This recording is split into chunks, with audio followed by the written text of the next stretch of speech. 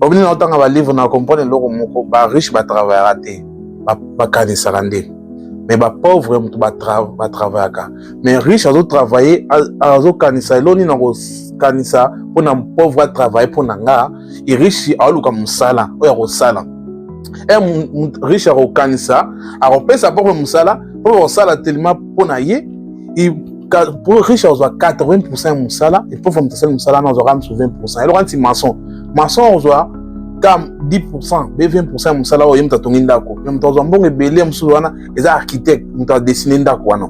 Donc biso no ba africain ba acception ni faut travailler dire. Ba africain na système mo faut travailler. Soki okoma muta mbongo ezala ko travailler dire kaka.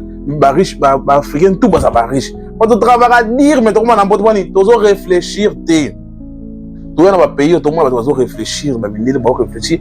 Biso to yaka pona ko luka musala OK koti na usine okoti na quelque part ozo bomba nzoto au moins mukongo ya sauter okoma souffrir okoti na ba cuisine on olingi ko réfléchir te olingi ko musala mo pona zo rambongo tinda na Afrique baliaka ozo réfléchir te pona lobby te 50 10 ans après nzoto ko lemba nzoto na yo eza machine te ba misala pe osala na ba robot ba éléments bazo sala na kamite ko remplacer misala na yo okozanga musala o intelligence artificielle zo yeko longola biso misala na misala to sala na ya makasi yana photo comme na